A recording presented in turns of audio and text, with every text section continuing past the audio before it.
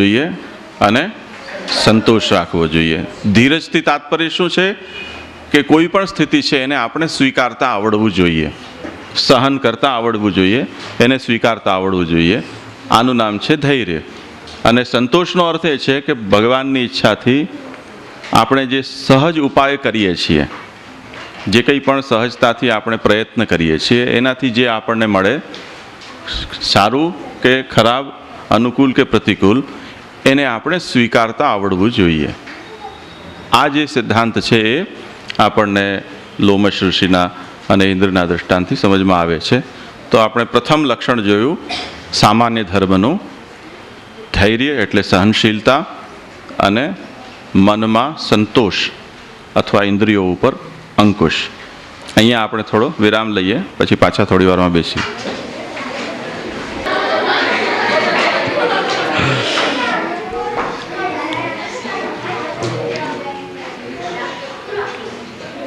સામાન્ય ધર્મના અંતર્ગત આપણે ધૃતિ, ક્ષમા, દમોસ્તેયમ, શૌચમિન્દ્રિય નિગ્રહ, ધીર, વિદ્યા, સત્યમ, અક્રોધો, દશકમ, ધર્મલક્ષણમ. એમાં સામાન્ય ધર્મમાં ધૃતિ એ સૌથી પ્રથમ ધર્મ છે, એનો આપણે વિચાર કર્યો. અહીંયા એ દસે ધર્મો આપણે બતાવ્યા છે. એના પછી આવે છે ક્ષમા. ક્ષમા એટલે માફી. આપણું કોઈ અપરાધ કરે એને આપણે જતું કરીએ, એટલે પ્રતિ અપરાધ કે દંડ ન આપીએ, એ માફી છે. પણ એમાં થોડુંક સૂક્ષ્મતાથી વિચારવાનું છે કે મનમાં આપણા એને એકદમ ગાળો ભાંડતા હોઈએ, પણ વ્યવહારમાં આપણે કોઈ પ્રતિક્રિયા પેદા ન કરીએ, મનમાં ઉકળતા રહીએ સામેવાળાએ આપણો કોઈ અપરાધ કર્યો હોય, તો એ ક્ષમાનું દૃષ્ટાંત નહીં બને. કોઈ વ્યક્તિ આપણું ખરાબ કામ કરે અને મનમાં પણ એના પ્રત્યે કોઈ જાતનો ખરાબ ભાવ આપણા અંદર પેદા ન થાય, એવી જો સ્થિતિ છે તો એ સાચી ક્ષમા છે. મનમાં ઉકળાટ થતો હોય, મનમાં દ્વેષ ભાવ આવતો હોય, મનમાં એનું કંઈક અનિષ્ટ કરવાની ઈચ્છા થયા કરતી હોય, પણ આપણે વ્યવહારમાં એવું ન કરીએ, બસ મનમાં જ ભાવના કરતા રહીએ, તો એ ક્ષમાનું આદર્શ દૃષ્ટાંત નહીં બની શકે. મહર્ષિ વશિષ્ઠ છે, એમના પ્રસંગમાં આપણને ક્ષમાનું દૃષ્ટાંત મળે છે. એમણે એક આદર્શ સ્થાપિત કર્યું છે ક્ષમાનો આપણા માટે, અને એ આદર્શ છે એ મૈત્રી જ આપણને સંભળાવે છે. મહર્ષિ વશિષ્ઠ છે, એમની વિશ્વામિત્રની કથા છે.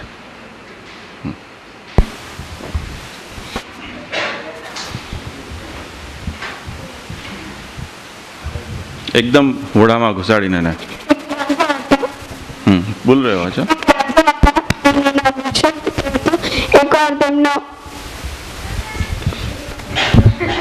એને ઓફ કરી દો. આવો અવાજ કેમ થઈ ગયો તમારો? એક રાજા હતા, એમનું નામ વિશ્વામિત્ર હતું. એકવાર તેમનો રસાલો મહર્ષિ વશિષ્ઠના આશ્રમ આગળથી જતો હતો, ત્યારે ઋષિ વશિષ્ઠે વિશ્વામિત્રને આમંત્રણ આપ્યું કે આપ અમારા ઘરે ભોજન માટે પધારો. તો એમણે કીધું કે આટલા બધા લોકોનું તમે ભોજન કેમ કરાવશો? તો એમણે કીધું કે આપ એની ચિંતા ન કરો ને આપ મારા ઘરે પધારો. ત્યારે વિશ્વામિત્ર તેમના ઘરે પધાર્યા. વશિષ્ઠ પાસે એક ગાય હતી, એનું નામ નંદિની હતું. એ ગાયમાં દુર્લભ શક્તિ હતી, તે એના કારણે આપણે જે પણ માગીએ તે આપણને મળતું હતું. તો વશિષ્ઠ ઋષિએ તેમને પ્રાર્થના કરી કે આટલા બધા લોકો માટે ભોજન આપો. તો એમના પેટમાંથી ઘણું બધું ભોજન નીકળ્યું. પછી વિશ્વામિત્રને થયું કે હું રાજા છું તો મારા કને આ ગાય હોવી જોઈએ. એમણે મહર્ષિ વશિષ્ઠને કીધું કે આપ મારા કનથી જે માગશો હું તમને આપીશ, આપ મને આ ગાય નંદિની આપો. તો એમણે કીધું કે ના, આ મને મારા તપ માટે ને ઉપયોગી છે, એટલે હું આપને નહીં આપી શકું. તો વિશ્વામિત્રએ કીધું કે હું તો આને જબરદસ્તી લઈ જઈશ. તો એમણે પોતાના સૈનિકને આજ્ઞા કરી કે ગાયને પકડી લ્યો.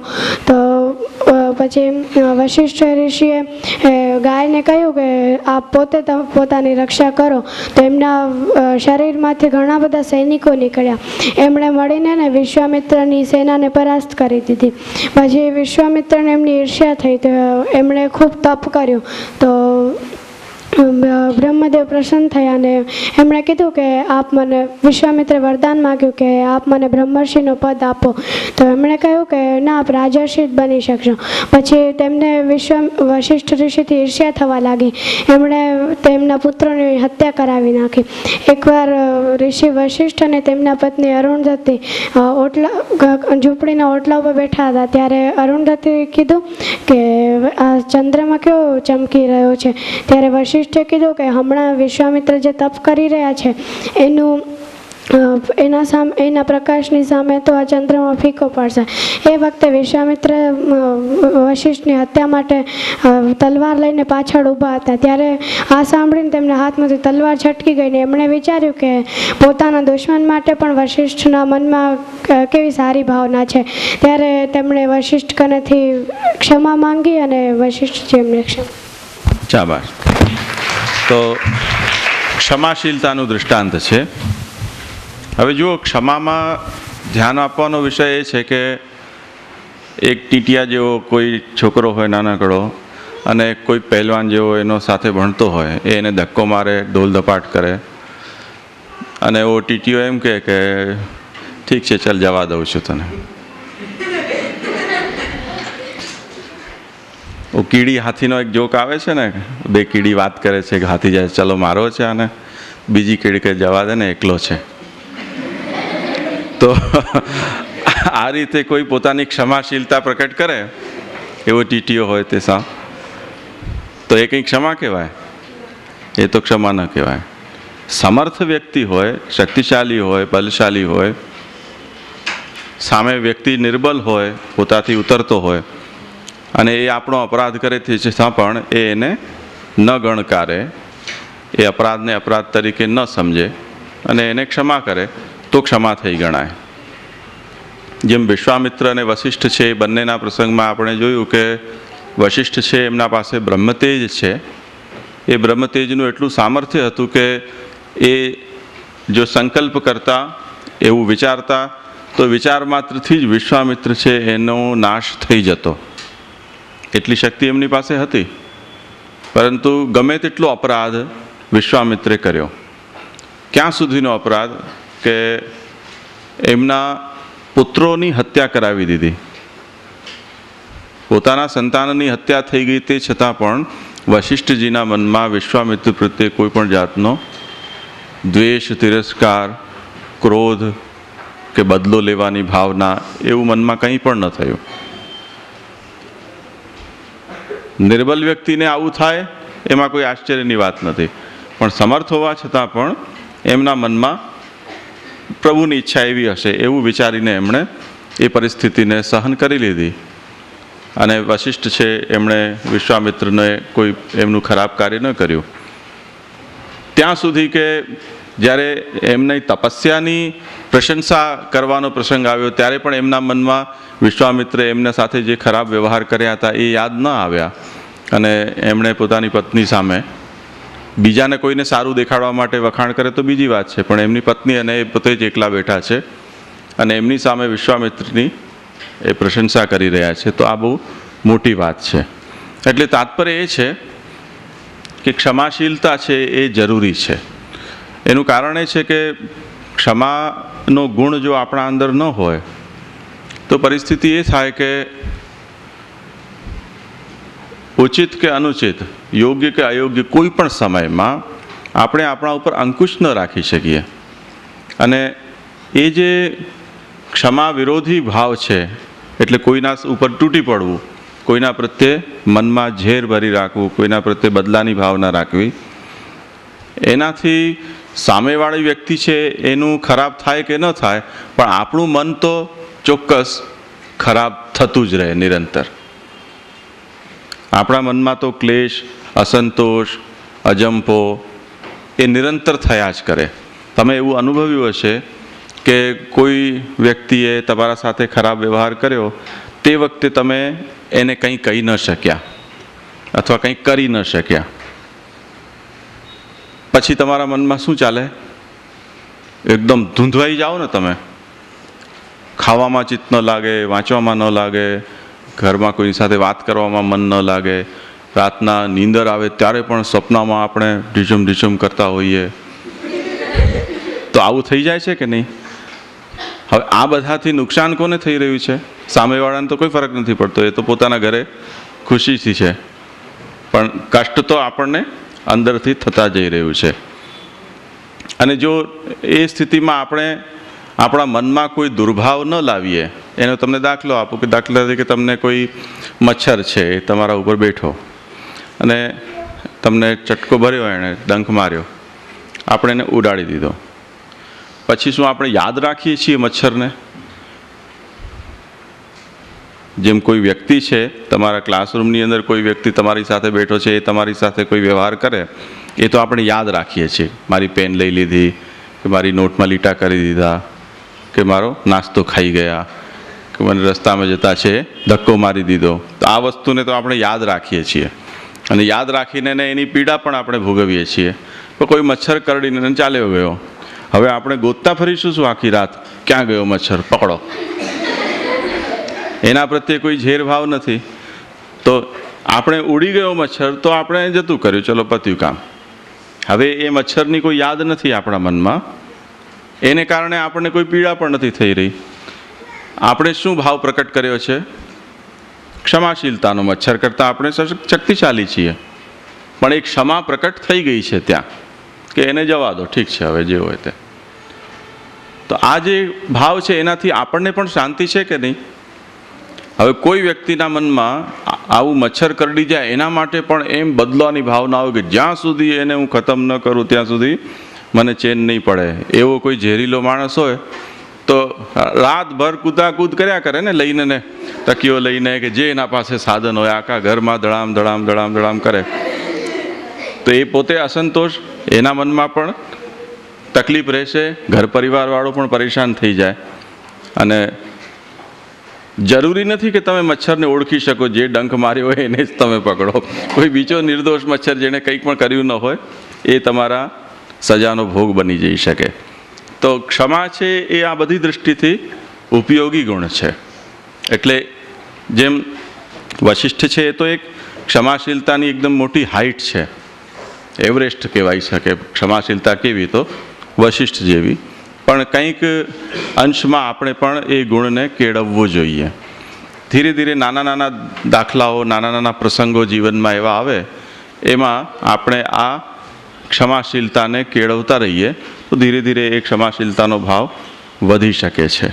જેમ આપણા નાનો ભાઈ બહેન હોય, એને મમ્મી રમાડવાનું કે સાચવવાનું કે, તો આપણાથી સમજ એની ઘણી ઓછી છે, એટલે કોઈ વખતે આપણા માથે ચડી જાય, આપણને બટકું ભરી દે, કે આપણને વિખોડા ભરી લે, આપણી વસ્તુ લઈ લે, નોટ પેન છે આપણા પાસેથી ઝટી લે, અને પછી આપણે પણ એના જેમ એને ધક્કો મારી દઈએ. તો મમ્મી શું કહે આપણને? એ તો નાનો છે, એને તો સમજ નથી, તું તો સમજે છે ને, તારાથી એવું થાય, આમ ન કરવું જોઈએ, એમ એને સમજાવે. એનું તાત્પર્ય શું? કે એ જે કરી રહ્યા છે એને ગણકારો નહીં, એના પ્રત્યે ક્ષમા ભાવ રાખો. તો ધીરે ધીરે એ ક્ષમા ભાવ આપણે જે ઘર પરિવારમાં સદસ્યોમાં કેળવીએ, એને વિસ્તરતા આગળ જતાં આપણે એ ભાવને ઓર વધારે બીજાના લોકો જેના સાથે આપણો કોઈ એવો સંબંધ નથી, એના પ્રત્યે પણ ક્ષમા ભાવ આપણે કેળવતા થઈ શકીએ છીએ. તો આ દૃષ્ટિથી આને વિચારજો, એ બધી જગ્યાએ ઉપયોગી થશે. જેમ કોઈ વખતે એવી પરિસ્થિતિ આવે કે સામેવાળી વ્યક્તિ સશક્ત છે તમારાથી, અને તમે એનું કંઈ બગાડી શકો એમ નથી, પણ તમારા હૃદયમાં જો પ્રતિશોધ, બદલાની ભાવના છે એ જાગેલી જ છે, ક્ષમાશીલતા નથી, તો સામેવાળાનું તમે કંઈ કરી નથી શકવાના. પરેશાન કોણ થશે? આપણે પોતે જ થઈશું ને. તો એમાં આપણો શત્રુ આપણે પોતે જ બની રહ્યા છીએ. ઓલો તો ખુશીમાં છે, એને તો કોઈ ફરક નથી પડતો. તો ક્ષમાશીલતા यदि આપણામાં હોય તો સામે શત્રુ સબલ હોય ચાહે નિર્બલ હોય, આપણે આપણાથી દુઃખી ન થઈએ, એટલું તો આપણે કરી જ શકીએ છીએ. આ વાતને ખાસ સમજવું જોઈએ. ક્ષમાનું એક દૃષ્ટાંત છે અંબરીશ અને દુર્વાસાના પ્રસંગમાં પણ છે. તમે કોઈએ આ પ્રસંગ સાંભળ્યો છે? ઘણા બધા દૃષ્ટાંતો છે, પણ અમુક બહુ પ્રસિદ્ધ અને સુંદર દૃષ્ટાંતો છે. અંબરીશ રાજા ભગવાનના પરમ ભક્ત હતા. એક વખત એમણે એકાદશી 11 જે આપણે વ્રત કરીએ છીએ એ એકાદશીનું વ્રત એમણે કર્યું. 11ના વ્રતમાં એવો નિયમ હોય છે કે એ 11 પછી જે બીજો દિવસ હોય જેને બારસ કહેવાય, દ્વાદશી, તે દિવસે એ વ્રત છે એની પૂર્ણાહુતિ થાય. એટલે કંઈ પણ અન્નથી, કંઈક ભોજન કરીને કે જલપાન કરીને એ વ્રતની પૂર્ણાહુતિ કરવામાં આવે છે. તો દ્વાદશીનો દિવસ હતો અને અંબરીશ રાજા છે એ પોતાનું વ્રતને પૂર્ણ કરવા માટે એમના પુરોહિત છે એ આવીને ઊભા રહ્યા અને એમણે સંકલ્પ કરીને વ્રત પૂર્ણ કરવા માટે ગયા. એવામાં જ ત્યાં એક ઋષિ પધાર્યા. એમનું નામ શું હતું? દુર્વાસા. તો દુર્વાસાજી છે એ બહુ પ્રસિદ્ધ ઋષિ છે. અત્યંત ક્રોધનો જ અવતાર ગણાતા. એટલે સતત ક્રોધમાં એક જ એમનો મૂળ હોય, આમ જ હોય, ક્યારે પણ પ્રસન્ન ચિત્તથી એમનો ચહેરો ન હોય. એ દુર્વાસાજી ત્યાં એમના શિષ્યો સહિત આવ્યા અને અંબરીશે એમને નિમંત્રણ આપ્યું, અતિથિ કોઈ આવે તો એનો આપણે સ્વાગત કરવું જોઈએ. અંબરીશે કહ્યું કે આપ મારે ત્યાં પધારો અને ભોજન કરજો. તો દુર્વાસાજીએ પોતે સ્વીકારી લીધું એમનું નિમંત્રણ. હવે અતિથિનો સત્કાર કરવો એમાં પણ એ નિયમ છે કે અતિથિને ભોજન કરાવ્યા પછી જ આપણે ભોજન કરવું જોઈએ, એના પહેલાં આપણે ભોજન ન કરી શકીએ. એટલે અંબરીશે કહ્યું કે આપ પધારો ને સમય થયો છે. તો એમણે કહ્યું કે હું હમણાં મારો નિત્યક્રમ બાકી છે કરીને આવું છું. એટલે દુર્વાસા ગયા. હવે ત્યાં ગઈને એ પોતે જે કંઈ પણ એમનો નિત્યક્રમ હતો એમાં બેઠા તો એમને ધ્યાનમાં મસ્ત થઈ ગયા. જે કંઈ પણ કરતા હશે એમાં એકદમ ધ્યાન લાગી ગયું એમને, સમાધિ જેવી. એટલે સમયનું કોઈ અનુસંધાન એમને ન રહી ગયું. જે માણસ સૂઈ જાય તો ખબર ન પડે ને કેટલો ટાઈમ નીકળી ગયો, એમ એ ધ્યાનમાં મસ્ત થઈ ગયા. હવે એકાદશીનું વ્રત છે એને તો સમય આવે એટલે પૂર્ણ કરવું જ જોઈએ, એવો શાસ્ત્રનો નિયમ છે. એટલે એમના અંબરીશ રાજાએ પુરોહિતને પૂછ્યું કે હવે આવી સ્થિતિમાં મારે શું કરવું? તો અંબરીશ રાજાને એમના પુરોહિતે કહ્યું કે અન્ન તમે ભલે ન લ્યો, પણ જલ લઈ અને એનાથી તમે આ વ્રતને પૂર્ણ કરી લો. એટલે અંબરીશ રાજાએ એમની આજ્ઞા માનીને એને જલપાન કરી લીધું. થોડી વારમાં દુર્વાસાજી ત્યાં આવ્યા, લેન્ટણ એમ, અને આવતાની સાથે એમણે જોયું કે અંબરીશ રાજાએ તો વ્રત પૂર્ણ કરી લીધું છે. ગુસ્સામાં આવી ગયા એકદમ કે અતિથિના આવતા પહેલાં તમે તમારા વ્રતને પૂર્ણ કર્યું કેમ, તમે કેમ લીધું છે? મહા અપરાધ કરી દીધો. એટલે ગુસ્સામાં આવીને એમણે પોતાના શરીરમાંથી કેશ ખેંચી એમાંથી એક રાક્ષસી પ્રકટ કરી, કૃત્યા નામની, એકદમ આગનો ગોળો હોય ને એવી રીતે. અને અંબરીશ રાજાને એને કહ્યું કે આને ખતમ કરી દે. કૃત્યા ત્યાં ગઈ અને અંબરીશ રાજાનો વધ કરવા માટે. તો અંબરીશ રાજા તો ભગવાનના ભક્ત હતા, સદા ભગવાનનું સ્મરણ રહેતું એમને. તો કૃત્યા ત્યાં પહોંચી, પરંતુ પ્રભુના મનમાં એમ થયું કે મારી આજ્ઞા છે, ધર્મ છે, એ ભગવદ આજ્ઞા છે. વૈષ્ણવે એકાદશીનું વ્રત કરવું એ ભગવદ આજ્ઞાનું જ પાલન અંબરીશ રાજા કરી રહ્યા છે. તો પ્રભુની આજ્ઞાનું પાલન કરતાં જો ભક્ત ઉપર કોઈ આફત આવે તો પ્રભુ એની રક્ષા કરે જ. એટલે પ્રભુએ પોતાનું સુદર્શન ચક્ર છે એ છોડ્યું કે આ કૃત્યા છે એનો નાશ કરી દે. તો સુદર્શન ચક્ર ગયું, કૃત્યાને ખતમ કરી દીધી, ભસ્મ થઈ ગઈ કૃત્યા. હવે સુદર્શન ચક્રે દુર્વાસા ઋષિને પકડ્યા. એના પાછળ સુદર્શન ચક્ર દોડ્યું. દુર્વાસા પોતાનો જીવ બચાવવા માટે ત્યાંથી ભાગ્યા. તો ભાગતા ભાગતા ભાગતા ભાગતા એકથી બીજી જગ્યાએ જાય, પણ સુદર્શન ચક્ર એનો પીછો ન છોડે. દુર્વાસા ઋષિના મનમાં થયું કે મને કોઈ ઇન્દ્ર બચાવી દે. તો ઇન્દ્રલોકમાં ગયા. ઇન્દ્રે હાથ જોડી દીધા કે ભગવાનના ચક્ર સામે મારું કંઈ ચાલે નહીં. ત્યાંથી બ્રહ્મલોકમાં ગયા, શિવલોકમાં ગયા, બધી જ જગ્યાએ દોડતા દોડતા આખરે થાકી ગયા. ભગવાન પાસે ગયા છેલ્લે, જેમણે સુદર્શન ચક્ર છોડ્યું હતું ભગવાને એમ કહ્યું કે મારા ભક્તના રક્ષા માટે મારું શસ્ત્ર ચાલ્યું છે, તો એની ક્ષમા તો હું પણ ના આપી શકું. તમે દુર્વાસાના જ અંબરીશના જ ચરણમાં જાઓ અને એમના પાસે માફી માંગો. એ જો તમને માફ કરી દે તો હું સુદર્શનને પાછળ લઈ લઈશ. તો આખરે કંટાળીને ને દુર્વાસા છે થાકીને ને અંબરીશ રાજા પાસે આવ્યા અને એમણે ક્ષમા માંગી કે મારાથી બહુ મોટી ભૂલ થઈ ગઈ, ભક્તનો અપરાધ મેં કરી દીધો. અંબરીશ રાજાએ સુદર્શન ચક્રને હાથ જોડીને પ્રાર્થના કરી કે આ મારા પૂજ્ય છે અને એમનાથી ક્રોધમાં કંઈ અપરાધ થઈ ગયો હશે. તો મનુષ્ય છે એ એકદમ શુદ્ધ મનની સ્થિતિમાં હોય, હોશો હવાશમાં, એમ જેમ અત્યારે આપણે કેમ બેઠા છીએ ડાયા ડમરા, અને તે વખતે આપણે કોઈને અટકચાળો કરીએ તો એ તો ગંભીર ભૂલ કહેવાય. કેમ કે કારણ વગર કોઈને શું કામ હેરાન કરો છો? પણ કોઈ માણસ નીંદરમાં એકદમ સૂતો હોય, ઘસઘસાટ નસકોરા બોલતા હોય, અને ત્યાં જઈને એને કોઈ એને ઉઠાડે, અને તે વખતે કોણ જાણે કંઈક સપનું જોતું હોય ભલે, અને ઉઠાડનારને ધડામ દઈને લાત મારી દે તો તે સ્થિતિમાં આપણે શું કહીશું?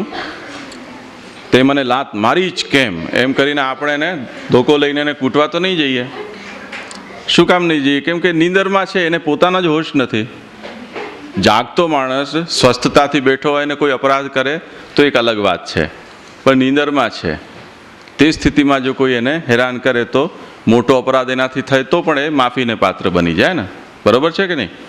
એમ અંબરીશ રાજા એમ પ્રાર્થના કરી કે દુર્વાસાજી છે એમણે ક્રોધના આવેશમાં આ રીતે વ્યવહાર કરી દીધો છે, તો આપ એને ક્ષમા કરો. તો સુદર્શન ચક્ર છે એ શાંત થઈને પ્રભુ પાસે પાછા ચાલ્યા ગયા અને દુર્વાસા છે એમને નિમંત્રણ આપ્યું. 1 વર્ષ સુધી આ દોડાદોડી ચાલી.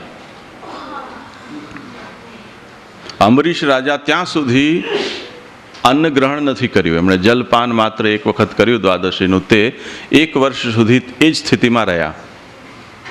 અને વર્ષના અંતમાં જ્યારે દુર્વાસા એમની પાસે પાછા આવ્યા, ક્ષમા આપી એમને, પછી એમને ભોજન કરાવ્યું, પછી અંબરીશ રાજાએ પોતે ભોજન કર્યું. તો ક્ષમાશીલતાનું આ જબરજસ્ત દૃષ્ટાંત છે કે નહીં? કેવું લાગે છે? હે, ક્ષમાશીલતાનું મોટું દૃષ્ટાંત છે ને. તો આ યાદ રાખજો તમે, અને આ જેટલા પણ પ્રસંગો સાંભળો ને એ પાછા તમે કોઈને જલ્દીથી કહી દેજો. કેમ કે આપણે જેટલું સાંભળીએ પણ કોઈને 1 વખત કહી દઈએ ને તો યાદ રહી જાય છે, અને જો કીધું ન હોય ને 5 વખત સાંભળો તો પણ યાદ નહીં રહે. એટલે કોઈને પણ પકડીને બેસાડી દેવાનું ને વાર્તાને સંભળાવી દેવાની. ભલે આવું જ કોઈ મળી જાય તોય વાંધો નહીં કંઈ, તો સાંભળી લે તું 1 વખત. એટલે સાંભળવા કરતાં સાંભળેલું છે 1 વખત કોઈને કહી દેવામાં એ દૃઢ થઈ જાય છે.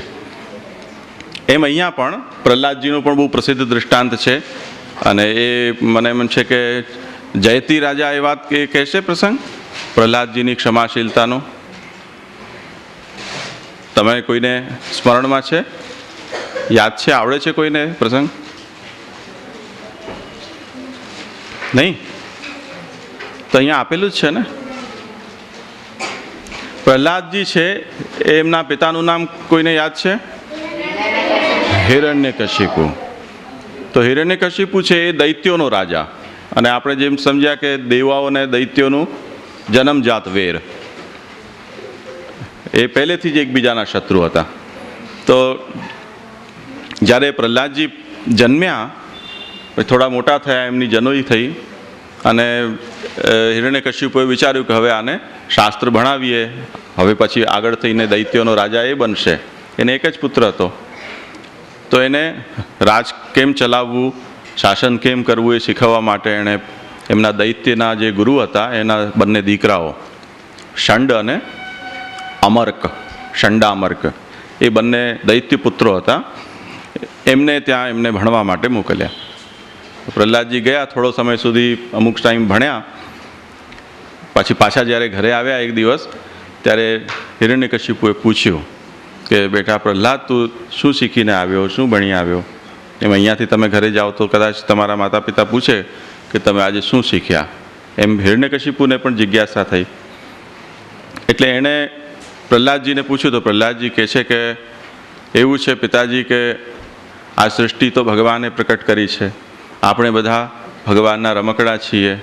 પ્રભુની ભક્તિ કરવી, પ્રભુનું શ્રવણ કરવું, પ્રભુના નામોનું કીર્તન કરવું, પ્રભુનું ચિંતન કરવું, પ્રભુની સેવા કરવી, પ્રભુના ચરણમાં રહેવું, પ્રભુના દાસ બનીને રહેવું, પ્રભુને આપણું સર્વસ્વ નિવેદિત કરવું, આ જ આખા શાસ્ત્રનો નિચોડ છે. અને એ જ હું શીખ્યો છું. એટલે હિરણ્યકશિપુ એકદમ લાલ પીળો થઈ ગયો કે મારા શત્રુનો ભક્ત તું કેવી રીતે થઈ શકે. હિરણ્યકશિપુ એને ભગવાન સાથે શત્રુતા હતી, કેમ કે ભગવાન દેવનો પક્ષ લે અને આ લોકો દેવનો દાનવનો રાજા છે, તો એ કેવી રીતથી ભગવાનના ગુણ સહન કરી શકે. અને પાછો એનો દીકરો જ પોતે ભગવાનનું ગુણ ગાતો હોય તો એ કેમ સહન થાય. એટલે ખૂબ ગુસ્સામાં આવી ગયા. પણ નાનું બાલક હતો પ્રહલાદ, એટલે હિરણ્યકશિપુ એમ વિચાર્યું કે ચલો આ તો બાલક છે, એને હજી થોડું સમજાવી દેશું તો સમજી જશે.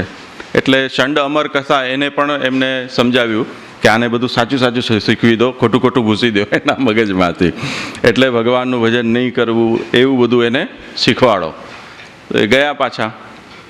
થોડા દિવસમાં એ પાછો આવ્યો. પાછું પૂછ્યું, ફરી પાછી પ્રહલાદજીની તો એ જ રટ કે ભગવાન જ મારું સર્વસ્વ છે, હું તો ભગવાન સિવાય બીજું કંઈ જાણતો નથી. ભગવાનની ભક્તિ કરવી એ જ સાચી વિદ્યા છે. હવે તો હિરણ્યકશિપુને કોઈ જાતનો અંકુશ ન રહ્યો, ક્રોધ આવી ગયો અને એણે આદેશ આપ્યો કે આને ખતમ કરી દો. જે આપણા શત્રુનો મિત્ર હોય એવા વ્યક્તિને આપણા ઘરમાં કેમ રાખી શકાય. કહેવત છે ને, ઘર ફૂટે ઘર જાય, ઘર કા ભેદી લંકા ઢાય. તો પ્રહલાદ જો ભગવાનનો ભક્ત પોતાના ઘરમાં હોય તો શું થશે કોણ જાણે. એટલે એણે કહ્યું કે આવો પુત્ર તો મને ન જોઈએ, જે પિતાનો દ્રોહી હોય, જે શત્રુનો મિત્ર હોય. એટલે વધ માટે આદેશ આપ્યો. પછી તો પ્રહલાદજીને મારવા માટેના કેટલાય ઉપાયો કર્યા. એમને ઝેર પાયું, પણ ઝેરથી પણ પ્રહલાદજીને કંઈ ન થયું. એમને સર્પ છે, ઘણા બધા સાપના પિંજરામાં પૂરી દીધા. તો સર્પ પણ દંશ આપવા જાય તો એમની દાઢો તૂટી જતી અને વિષનું પણ કોઈ અસર થતું નહીં. હાથીના નીચે કૂચલવા માટે એમને મૂકી દીધા તો હાથીઓ પણ શાંત થઈને બેસી જતા, એમને કોઈ કંઈ ઈજા જ પહોંચાડતા નહીં. શસ્ત્રો કોઈ ચલાવો તો શસ્ત્ર પણ ચાલે નહીં. પહાડ ઉપરથી ફેંકે તો પણ એમને કશું થાય નહીં. ઉકળતા તેલની અંદર એમને મૂકી દીધા તો તેલ પણ એમને મસ્ત ઠંડુ ઠંડુ લાગતું. એ કોઈ જાતની પ્રભાવ એમના ઉપર પડતો નહીં હતો. એવી સ્થિતિ આવી ત્યારે હિરણ્યકશિપુ કંટાળી ગયો એકદમ કે હવે તો આનો શું ઉપાય. એવા સમયમાં એના જે પુરોહિત હતા, જે ભણાવનારા હતા, અવાજ થાય છે નીતિ મૂકી દે છે, એ ચંડા અમર્કને કહ્યું કે હવે છેલ્લો ઉપાય ઓ દુર્વાસાવાળી કૃત્યા. કૃત્યા એક એવું શસ્ત્ર કહેવાતું કે એ મંત્ર શક્તિથી એ દૈત્ય પ્રકાશ થાય અને શત્રુને ખતમ કરે જ. પણ જો શત્રુને ખતમ ન કરી શકે તો એનો એક ગુણ બીજો એવો કે જેણે એ પ્રકટ કરી હોય એને જે ખતમ કરે. બૂમરેંગ કહેવાય ને, ઓલું આપણે ફેંકીએ અને ફરી પાછું આપણી પાસે આવે, તો એ જાતનું બૂમરેંગ થાય કૃત્યા. એ જાતનો એનો સ્વભાવ હતો. તો ચંડા અમર્કે મંત્ર ભણી અને કૃત્યાને પ્રકટ કરી અને પ્રહલાદને વધ કરવા માટે કહ્યું. પ્રહલાદ તો પ્રભુના ધ્યાનમાં મસ્ત હતા. તો પ્રભુના ધ્યાનમાં હોય એને તો કોઈ પણ અનિષ્ટ ન થઈ શકે. એટલે કૃત્યાએ જઈને એને એ ચંડ અમર્કને ખતમ કરી દીધા. બંનેનું મૃત્યુ થઈ ગયું. પણ પ્રહલાદજીના મનમાં બહુ દુઃખ થયું કે ભલે ગમે તેવા હતા પણ મારા ગુરુ તો ખરા કે નહીં, મને ભણાવતા હતા કે નહીં, અને આવી રીતથી એમનું મૃત્યુ થઈ જાય. તો એમણે પ્રભુને એવી પ્રાર્થના કરી, સ્તુતિ કરી કે જો ખરેખર હું જે ભણ્યો છું કે આ પ્રભુ જ આપ સર્વસ્વ સર્વત્ર છો, મારા મનમાં કોઈ દિવસે પણ મારા ગુરુ કે મારા પિતા કે મારા શત્રુ પ્રત્યે કોઈ જાતનો પણ દુર્ભાવ ન આવ્યો હોય, એના માટે ખરાબ ભાવના ન આવી હોય. હું જે ભણ્યું છે એ જો સાચું હોય તો એ સત્યના બલથી આ બંને મૃત મારા ગુરુપુત્રો જીવિત થઈ જાય. અને એવું પ્રાર્થના કરીને એમણે એમનો સ્પર્શ કર્યો તો બંને ગુરુપુત્રો છે બેઠા થઈ ગયા. પછી એ પણ પ્રહલાદ જેવા જ બની ગયા. એ લોકો પણ અસુરપુત્રો બધા ભગવદ્ ભક્ત બની ગયા. તો પ્રહલાદની આ ક્ષમાશીલતાનું એક દૃષ્ટાંત છે કે જે વ્યક્તિ આપણી હત્યા કરવા માટે આવી રહ્યો છે એના પ્રત્યે પણ આટલો ક્ષમાભાવ આપણે દાખવીએ છીએ, એ બહુ મોટી વાત છે. એટલે તાત્પર્ય એ છે કે ક્ષમાશીલતા પ્રત્યેક કાર્યમાં, પ્રત્યેક ક્ષેત્રમાં આપણને ઉપયોગી થઈ શકે છે. વિવેકથી એનો ઉપયોગ કરવો જોઈએ. એટલે આના અંદર સમજવાનું એ છે કે ક્ષમાશીલતાને કોઈ વ્યક્તિ આપણી કાયરતા સમજી લે એ ન થવું જોઈએ. ડરપોક આપણને માની લે, આપણે કંઈ પણ પ્રતિભાવ ન આપીએ ને એનાથી આપણને એમ માની લે કે આ ડરપોક છે, એ જાતની ક્ષમાશીલતાને પ્રકટ કરવાની જરૂર નથી. ક્ષમાશીલતા એટલા માટે જરૂરી છે કે આપણું પોતાનું મન આપણને હાનિ પહોંચાડતું ન થાય. એ દૃષ્ટિથી એ ક્ષમાશીલતા છે એ બહુ આવશ્યક છે. જેમાં આપણે અહીંયા પણ ક્ષમાશીલતા પ્રકટ કરીએ છીએ ને અત્યારે, જો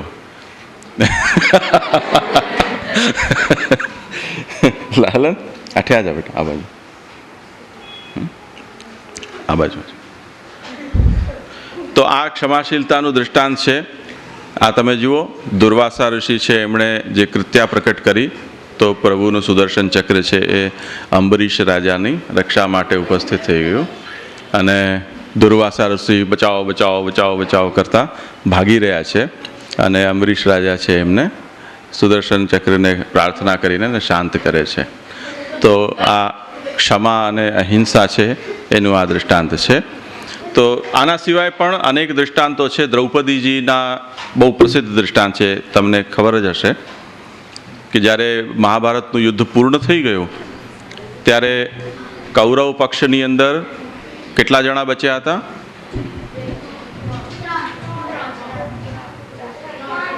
5. કોણ કોણ? ઓહ, આ સવાલ આવશે તો ધાર્યું નહોતું. એક તો અશ્વત્થામા, કૃપાચાર્ય, દુર્યોધન. દુર્યોધન પતી ગયો હતો, પછીની વાત છે. સાત્યકી તો પાંડવ પક્ષમાં હતા. પાંડવ પક્ષની અંદર તો બસ 5 પાંડવો, સાત્યકી, આટલા જ બચ્યા હતા. અને દ્રોણાચાર્ય, કૃપાચાર્ય, અશ્વત્થામા. દ્રોણાચાર્ય નહીં, કૃપાચાર્ય, અશ્વત્થામા અને કૃતવર્મા, આ 3 જણા મુખ્ય રૂપથી બચ્યા. એ લોકોએ એમ વિચાર્યું કે હવે દુર્યોધન છે એ અમારો સમ્રાટ હતો, અમારો આશ્રયદાતા હતો. એ મહેશ બચાવો બચાવો બચાવો. બેટા એસો નહીં કરનો, બહાર બેઠો છો. તો ગગ્ગા લઈ જાવે, દેખો ગગ્ગાને દિખાવે. તો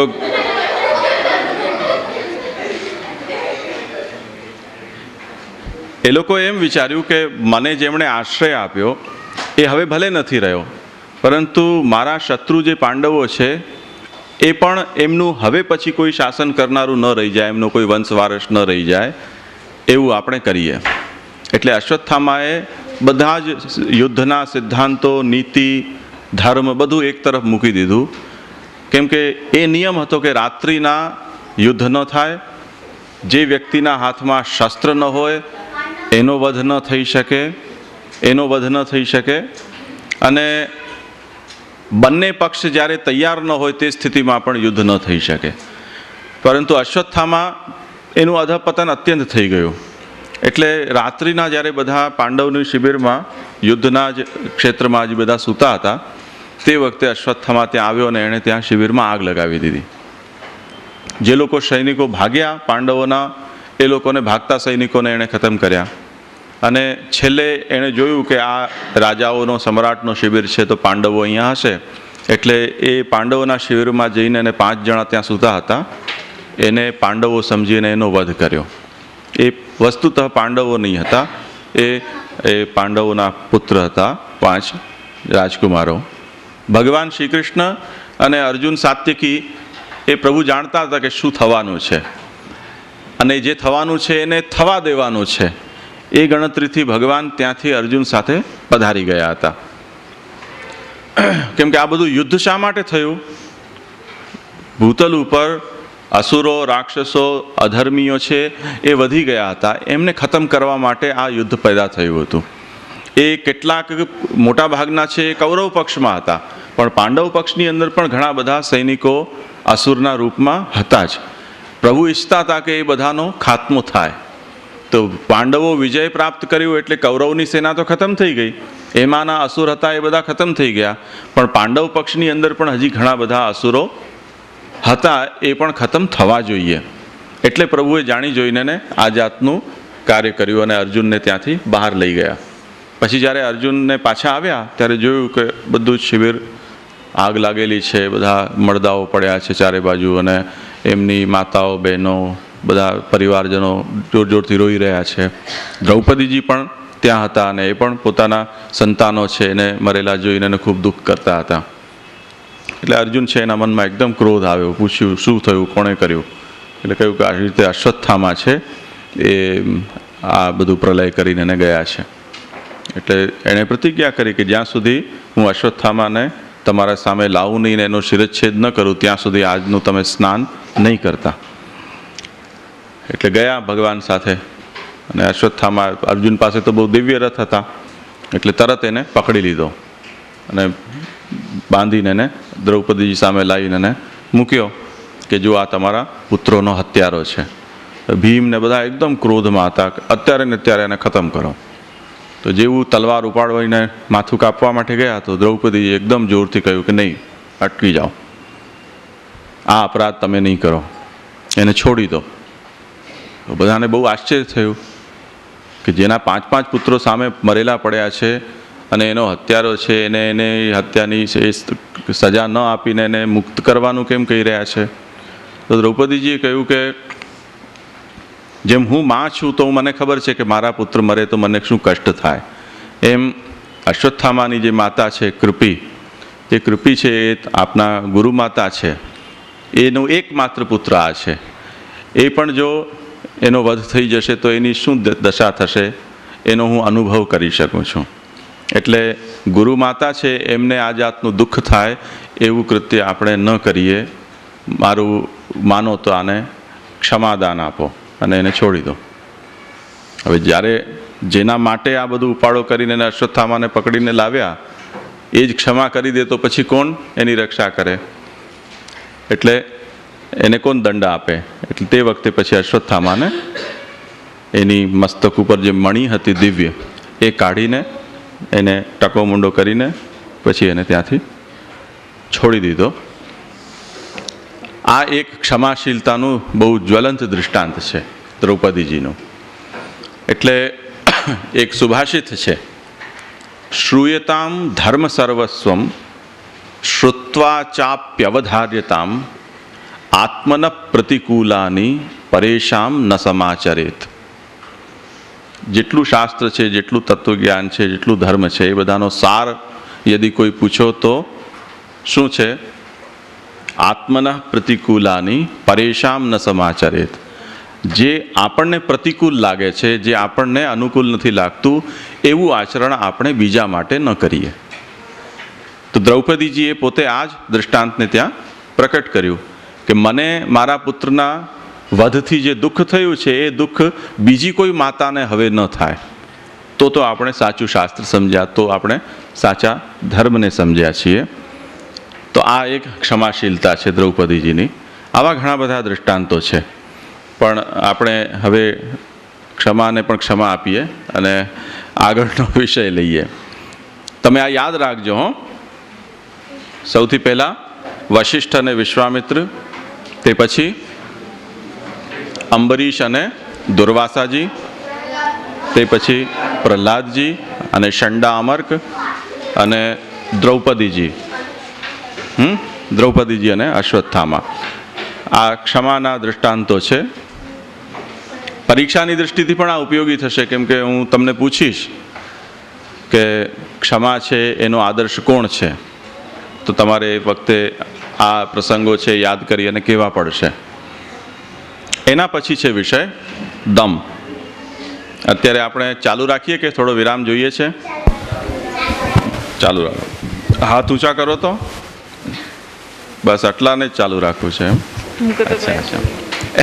અચ્છા, ભલે, બસ. હવે છે દમ. ધૃતિ, ક્ષમા અને દમ. દમનો અર્થ છે, હા બોલ.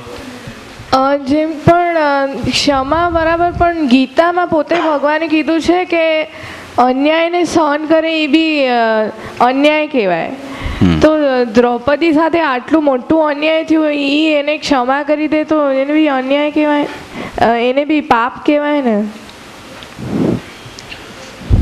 હા, પ્રશ્ન સમજમાં આવ્યો બધાના? અને કોઈ જવાબ આપશે આ વિષયમાં? કોઈને કંઈ કહેવું છે આ પ્રશ્નના સંબંધમાં? હા બોલ. હા, તને કંઈ કહેવું છે? નહીં. કોઈને કંઈ કહેવું છે? હા હા, તું બોલ ચિરાગ. કોઈના સારા માટે કંઈ કરે તો અન્યાય ના કહેવાય. આપણે કોઈના હિત માટે કરતા હોય તો મારા ખ્યાલથી. થઈ ગયું સમાધાન? વૃંદા, એને મૂકી દે. કોઈના હિત માટે કરે તો એ ખોટું નથી, અન્યાય નથી. એટલે અપરાધી છે એ અપરાધ કરે અને એને એની સજા ન આપવામાં આવે તો એ બરોબર છે. તમને અત્યારે ખબર છે ભારતની અંદર એક એવો કિસ્સો બન્યો. કોઈક એક આતંકવાદીએ અનેક લોકોની હત્યા કરી દીધી. હવે એને કોર્ટે એક સજા સંભળાવી દીધી, ફાંસીની. ભારતના અંદર એક એવો કાનૂન છે કે ઊંચામાં ઊંચી કોર્ટ સુપ્રીમ કોર્ટ, પણ સુપ્રીમ કોર્ટના પણ આદેશ છે એને રાષ્ટ્રપતિ બદલી શકે. હવે સુપ્રીમ કોર્ટે અપરાધીને કોઈક સજા આપી છે. જે આતંકવાદી છે એના પરિવારજનો રાષ્ટ્રપતિ પાસે જઈને એને માફી માંગવા માટે ગયા કે આને તમે ક્ષમાદાન આપો. જો ઈચ્છે તો રાષ્ટ્રપતિએ ક્ષમા આપી શકે છે. હવે રાષ્ટ્રપતિએ હજી સુધી એ વિષયમાં પોતાનો કોઈ નિર્ણય નથી પ્રકટ કર્યો, પણ રાષ્ટ્રપતિને એ સત્તા છે ભારતના જે સંવિધાન છે તેના પ્રમાણે. આ બહુ વિષય ચર્ચાયો આખા ભારતમાં. તમારા મતમાં શું થવું જોઈએ? તમને શું લાગે છે? એક પક્ષ એવું કહે છે કે ક્ષમા આપવી જોઈએ કેમ કે પરિવારજનો છે બહુ દુઃખી છે, અને એક પક્ષ એમ કહી રહ્યો છે કે આટલા બધા લોકોને જેણે ઠંડે કલેજે મારી નાખ્યા એ માણસને જીવવા ન દેવાય, એની સજા જો માફી કરવામાં આવે તો બીજા જે ખોટું કામ કરનારા છે એ લોકોના મનમાં ભય નહીં રહી જાય અને એ લોકો આનાથી પણ વધારે અપરાધ કરવા લાગશે, જેથી આગળ જતાં આ અપરાધની સંખ્યાઓ વધી જશે. તો માફી આપવી જોઈએ કે સજા આપવી જોઈએ? એમ નહીં. સજા આપવી જોઈએ એ પક્ષમાં કેટલા છે? હાથ ઊંચો કરો. ઓ, તો 50-50 વાળું લાગે છે આ તો મામલો. અચ્છા, હવે હાથ નીચો કરી દો બધા. સજા ન આપવી જોઈએ એવા કેટલા છે? આ બધા માફીવાદી છે.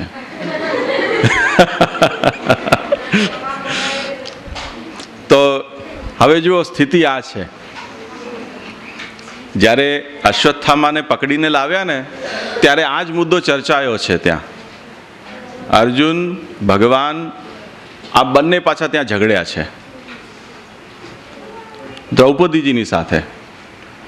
અને જે વખતે દ્રૌપદીજી ક્ષમા આપી રહ્યા છે તે વખતે પણ વિરોધનો સૂર છે એ પેદા થયો છે ભગવાનનો પણ, કે જો ક્ષમા આપવી હતી તો આટલી હડિયાપટ્ટી શું કામ કરાવડાવી? કેમ કે જ્યારે પકડવા ગયા ત્યારે એણે બ્રહ્માસ્ત્ર છોડ્યું. અશ્વત્થામાએ જે બ્રહ્માસ્ત્રને શાંત કરતા એને આવડતું ન હતું. યદિ એ બ્રહ્માસ્ત્ર છૂટે અને એ જો એના લક્ષ્યનો વેદ કરે તો બધું ખતમ થઈ જાય. એટલે પાછું ભગવાનને વચ્ચે આવવું પડ્યું. માંડ બ્રહ્માસ્ત્રને શાંત કર્યા.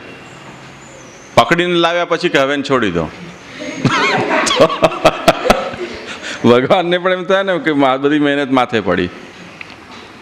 અને જ્યારે દ્રૌપદીજીએ ક્ષમા કરી એને તે વખતે ભગવાને એમને એમ કહ્યું કે આ રીતે તમે કરશો તો આ તો બહુ નાલાયક માણસ છે, કેમ કે એક વખત એને જીવતો જવા દીધો, એનું દુષ્પરિણામ એ આવ્યું કે એણે ફરીથી આવીને આપણા ઉપર ઘા કર્યો છે અને નિરપરાધ સૂતેલા બાળકો છે એમનો વધ કર્યો છે. અને હવે જો ફરીથી તમે આ કામ કરશો તો એની શું ગેરંટી કે આ ફરીથી એ અપરાધ નહીં કરે? એવું ભગવાને ત્યાં પ્રશ્ન ચિહ્ન ત્યાં મૂકી રાખ્યો છે. હવે આનો નિર્ણય કેવી રીતે કરવો? થઈ પણ શકે, ન પણ થઈ શકે, એમાં તો કોઈ નિયતિ નથી, કેમ કે માણસની ખોપડી ક્યારે શું ખુરાપાત મનમાં હોય એનું તો કોઈ જ ઠેકાણું નથી. તો આ વિષય છે, ચર્ચા તો રહેશે, આનો કોઈ નિર્ણય લાવી શકવો મુશ્કેલ છે. જ્યારે વ્યક્તિગત નિર્ણયની વાત આવે છે ત્યારે તો એ રીતે ચાલશે, પણ જ્યારે એક સિસ્ટમના અંતર્ગત આપણે કોઈ નિર્ણય આપવો છે ત્યારે આપણે ક્ષમા ન આપી શકીએ, ત્યારે તો જે અપરાધ એનો જે દંડ એ આપવાનો છે તે આપવાનો જ છે. એટલે હવે વસ્તુ છે ક્યાં આવીને ઊભી રહી? એઝ પર સિસ્ટમ, કાનૂનની જે પ્રક્રિયા છે તે પ્રમાણે એ વ્યક્તિને સજા સંભળાવાઈ ગઈ છે, હવે એનો માત્ર અમલ જ કરવાનો છે.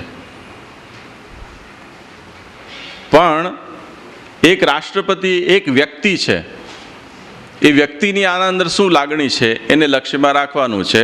અને ભારત સરકાર છે, આપણી દેશ છે, એણે એ સત્તા એ વ્યક્તિને આપેલી છે કે આટલી ઉપર વ્યક્તિ જે બેઠેલો હોય એ બધામાં આખા ભારતના અંદર જેટલા નાગરિકો છે એમાં સર્વોચ્ચ વ્યક્તિ છે, સમજદાર છે, માલિક છે આપણો, અને એને હક છે કે કોઈને ચાહે તો દંડ આપે ને ચાહે તો એને ક્ષમા આપે.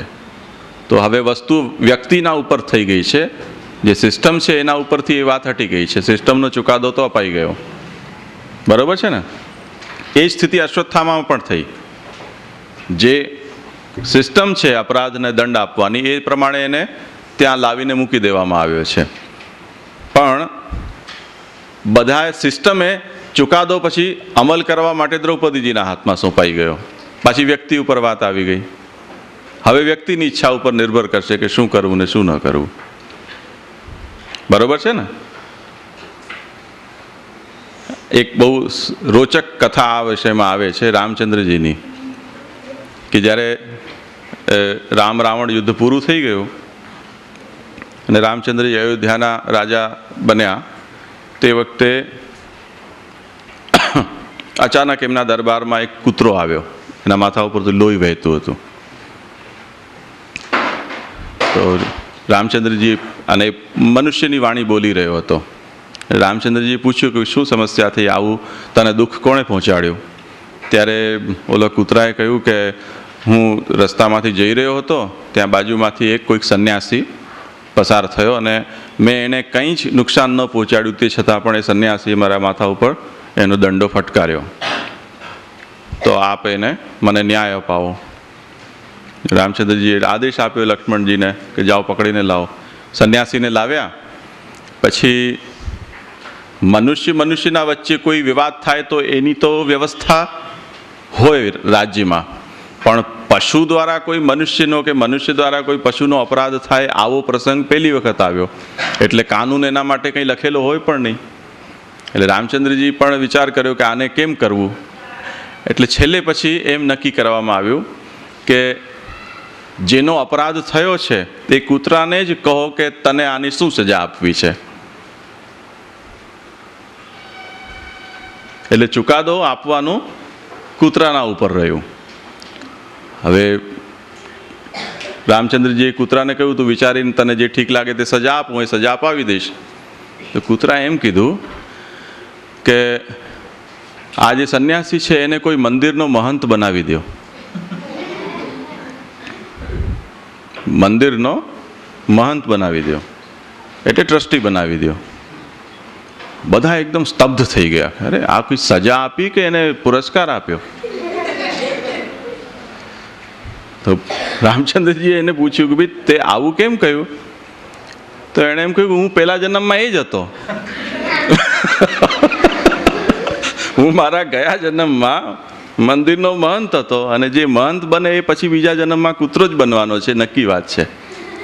એટલે હું એને આ સજા આપવા માંગુ છું કે આપ આને મંદિરનો બાંધ બનાવી દો. એટલે બીજું સાપ મરે, લાઠી તૂટે ને સાપ મરી જાય એ જાતનો એણે ઉપાય કૂતરાએ બતાવ્યો. ઉત્તર રામચરિતની અંદર આ કથા આવે છે, કોઈ વખતે વાંચજો, બહુ રોચક કથા છે. કેમ કે એ સ્થાન જ એવું છે કે માણસને કૂતરાથી વધારે કોઈ બીજું સારું જન્મ અપાવી ન શકે એમ ઉત્તર રામચરિત્રમાં કહેવામાં આવ્યું છે. એટલે પહેલેથી આ ચાલી આવી છે વાત. તો જ્યારે વ્યક્તિના હાથમાં ચુકાદો આવી જાય ત્યારે પછી લોકો શું વિચારે છે એ પછી મહત્વનું નથી રહી જતું. તે વખતે વ્યક્તિની લાગણી કેવી છે એના ઉપર બધી વાત રહે છે. બરાબર છે? તો હવે આપણે અહીંયા થોડો બ્રેક લઈ લો, પછી આપણે આગળના ચાલીએ.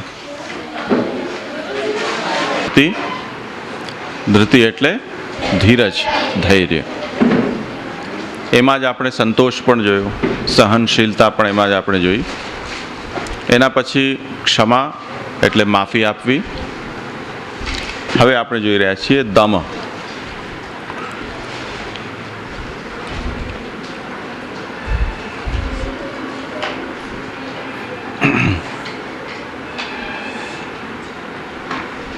દમનો અર્થ છે ઇન્દ્રિયો ઉપર વિજય પ્રાપ્ત કરવું.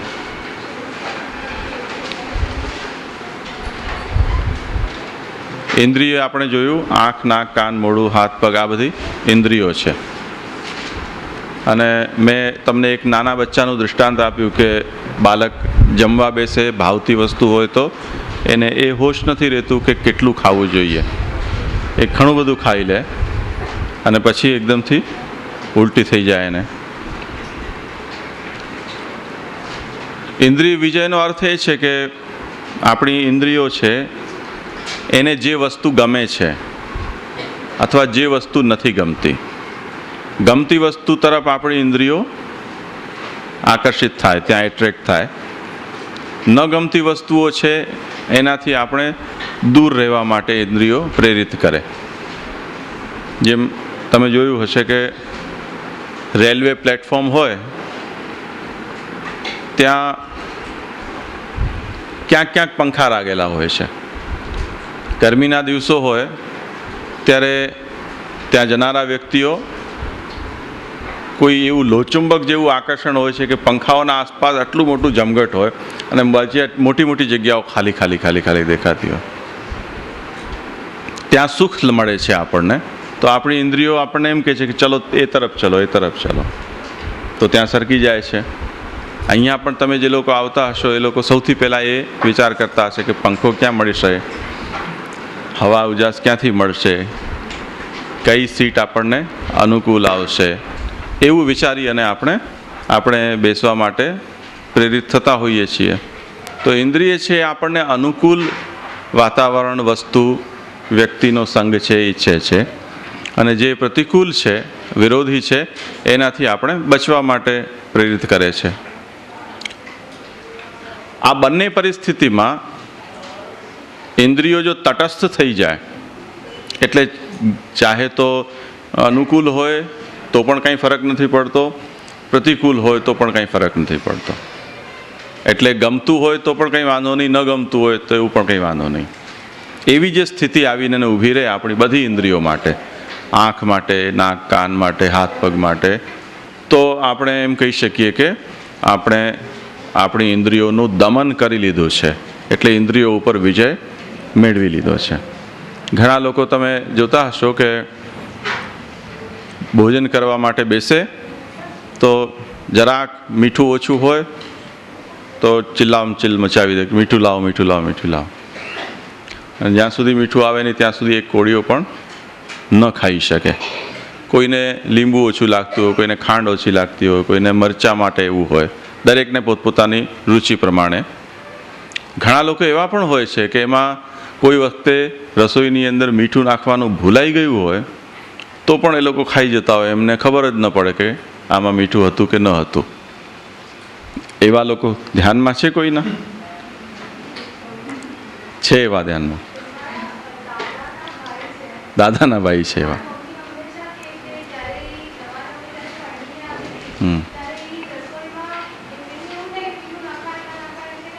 ખબર જ ન પડે.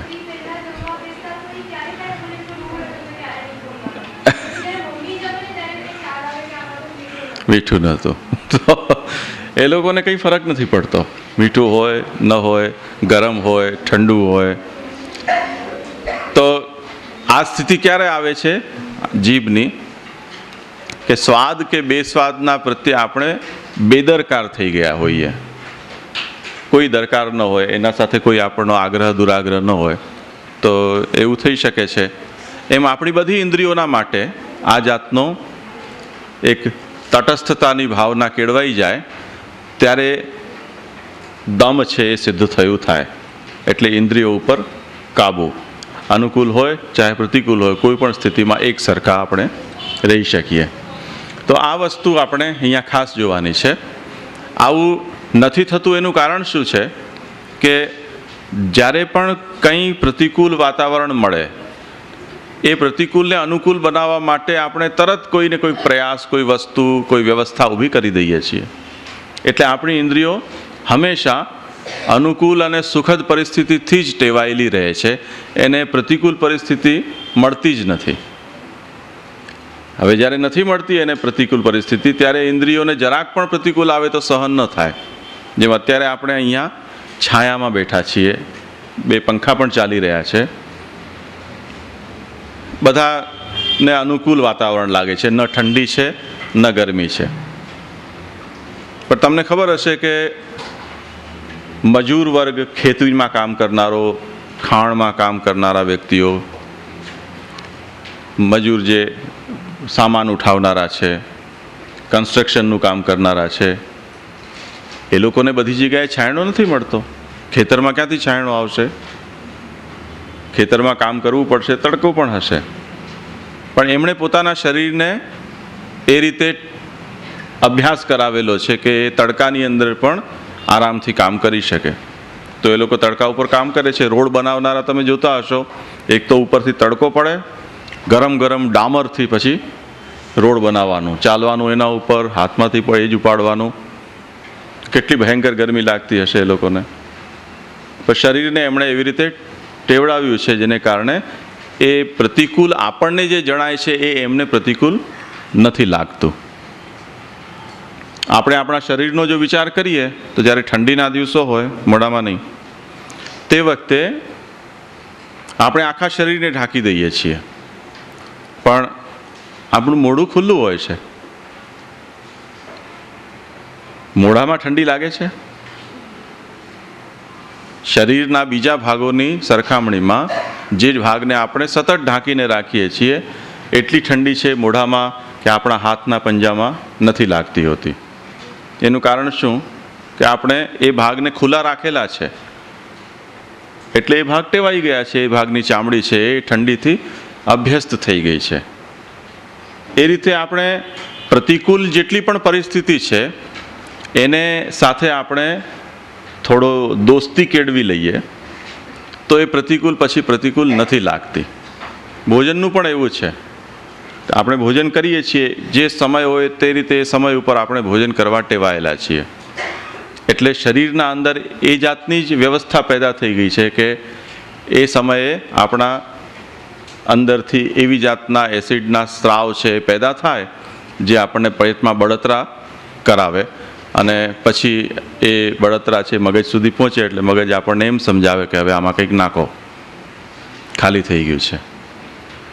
પણ જે લોકો અનિયમિત ખાતા હોય છે, કેટલાક લોકોના કામ ધંધા એવા હોય છે કે એમને સમયનું કોઈ ઠેકાણું ન હોય, તો એ જાતની જે લોકોની શરીર હોય કે એવી જાતની જીવનચર્યા હોય, એમને કદાચ રોજ ખાવાના સમય કરતાં 2-3 કલાક આગળ પાછળ પણ થઈ જાય ને તો પણ આપણને જેટલી બેચેની થાય એટલી બેચેની એ લોકોને નથી થતી હોતી. શરીર એ રીતે ટેવાયેલું છે. તમે એક દાખલો આપું છું કે અમુક લોકો એવા છે કે જે પવિત્રતાના આગ્રહને કારણે સફરમાં ખાતા પીતા નથી હોતા. એવા લોકોને મેં જોયા છે કે સૌરાષ્ટ્ર કાઠિયાવાડના પ્રદેશમાં રહેતા હોય ત્યાંથી એ લોકો નીકળે અને ગોકુલ મથુરા સુધી જ્યારે પહોંચે 2 દિવસની સફર પૂરી કરીને, ત્યારે ખાય કે પીએ, પાણી પણ ન પીએ. પાછું એ આચારના આગ્રહને કારણે એમનું શરીર ભગવાન એવું બનાવી દે કે જેમ ઊંટ ઘણા દિવસનું પાણી પી શકે એમ એ લોકો પણ માટલું ભરીને પાણી પી જાય અને 4 દિવસનું એકસાથે ખાઈ પણ શકે અને એમને કોઈ પેટની તકલીફ પણ થાય નહીં.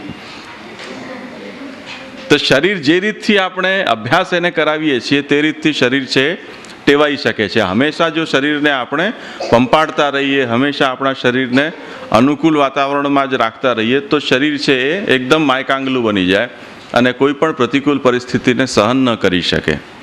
એટલે શરીરને થોડી કસરત, થોડું વિપરીત વાતાવરણ, થોડો તડકો, આ બધી રીતથી આપણે અભ્યાસ કરાવવો જોઈએ. જેમ શરીરને કરાવવું જોઈએ એમ થોડું થોડું મનને પણ કરાવવું જોઈએ.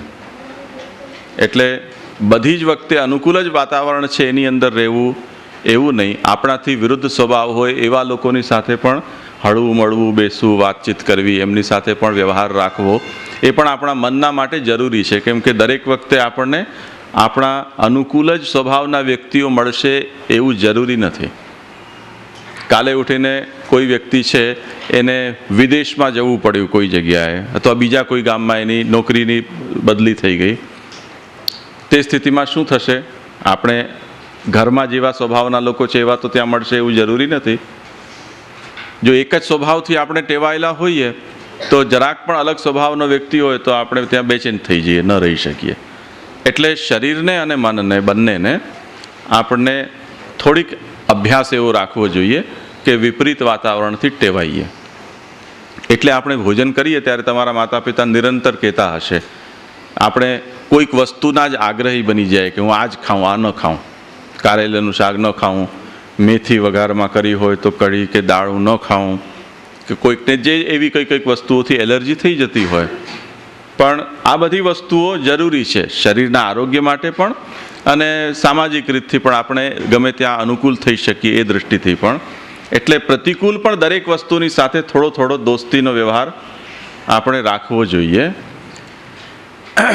એ દૃષ્ટિથી અહીંયા ધર્મની અંદર દમને પણ સ્થાન આપ્યું છે. આમ જોવા જાઓ તો દમની અંદર ઇન્દ્રિય ઉપર જે વિજય છે એને ધર્મ સાથે કે ભગવાન સાથે કોઈ એવો સીધો સંબંધ નથી.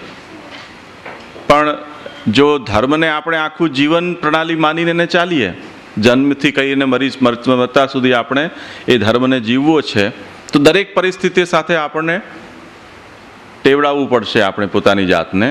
તો થોડું દમ પણ શીખવું પડશે. એટલે દમ છે એ આવશ્યક છે. દમનો અર્થ છે